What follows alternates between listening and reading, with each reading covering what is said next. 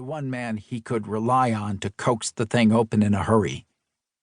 With a few careful spins and a deft touch on the release lever, the sergeant cracked the heavy door open on the second try. A manila envelope bound with red tape sat inside an otherwise empty safe. Curious. You have my thanks once more. That will be all. As the sergeant excused himself, the captain tore the envelope free and closed the safe.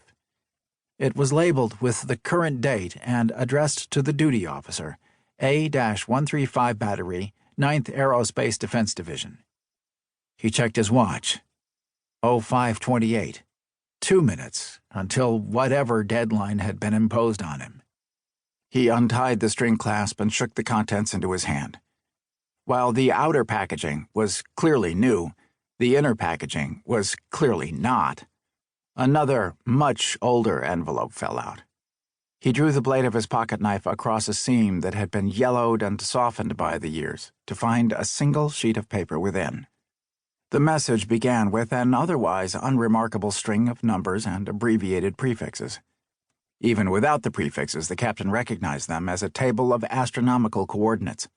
Right ascension, declination, altitude, bearing. A targeting solution. His cell phone began ringing at 05:30 sharp, startling him. Even more startling was the incoming caller, Commanding General, 9th Division. A-135 Battery, Captain Popov. He felt like an idiot, snapping to attention for a telephone call.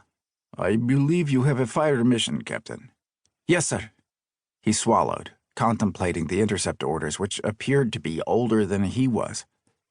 It appears that the vectors and release sequence have been determined for some time. Yes, I found that hard to escape notice as well. The young officer studied the intercept vectors as he returned to his station in the operations center and scrolled through a catalog of known objects. But there is nothing there, Comrade General, he whispered into the phone, meaning that, of course, nothing occupied that point in space at this particular time.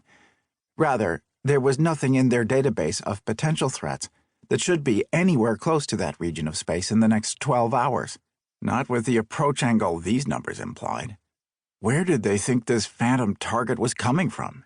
You have your orders, Captain, the general said, and I have mine. If you are for any reason unable to carry them out, then my orders would be, let us say, regrettable. Do you foresee any difficulties? He didn't, yet the thinly veiled threat frightened him anyway, as unspecified dire consequences from a flag officer tended to do. Why wouldn't he carry out his orders if it was just to intercept old space junk? If the general hadn't called, he'd have assumed it was a long-planned live-fire exercise. Captain? No, sir, he insisted. There will be no difficulties.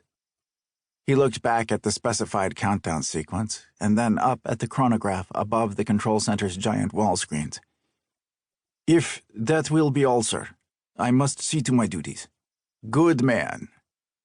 The call ended at the other end with a firm click.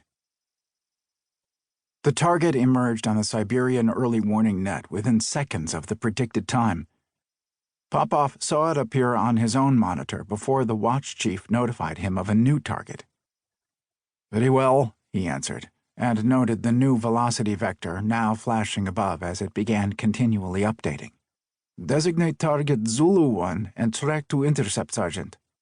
Intercept, sir. He was taken aback at how rapidly the tracking solutions were changing. The target had appeared at the very edge of their deep space network's range, and it was nearing a firing solution, just as the countdown sequence had instructed. No wonder he'd been ordered to spin up the anti-ballistic missile interceptors an hour ago. You heard me, Sergeant. That object has been designated a threat, and we are to eliminate it. This is why we are here. Remember Chelyabinsk.